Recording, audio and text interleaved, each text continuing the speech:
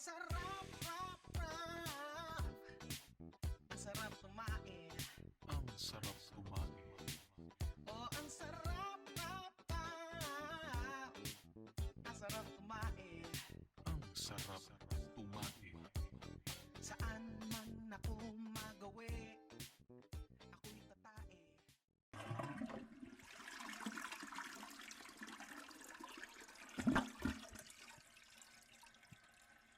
Hi guys, welcome to new episodes of Ron's Toilet Adventure. If in case na lang alang kag daw mamuson ka mo sa Ayala, kadto ka mo sa family lounge nila. Located sa second floor near shopping entrance.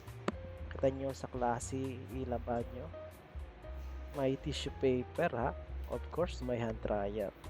Clean urinals. Of course, hindi matula ang clean private toilet bowl. With high pressure bidet now with vitamin C.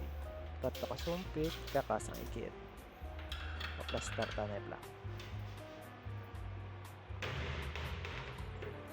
In fairness, kinadispose din ng used tissue sa basurahan.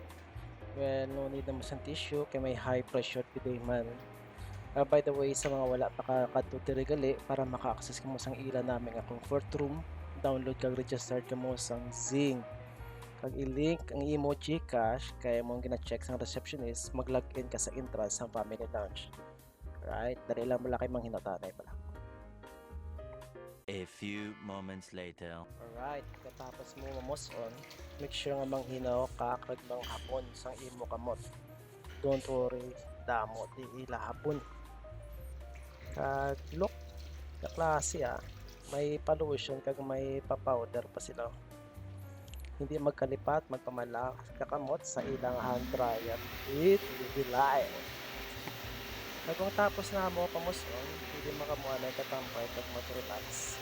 Dito sa ilang family lounge. May children's playpen man sila. Kag pwede man kamo diri ka pangapi, kag magunay-hunay kung kapoy na kamo lagaw. Sa liwat, if in case malangalak yung muson ka mo pag diri sa Ayala, hindi magkalipat sa may family lounge sila. Don't forget to follow for more toilet tips. Thank you for watching.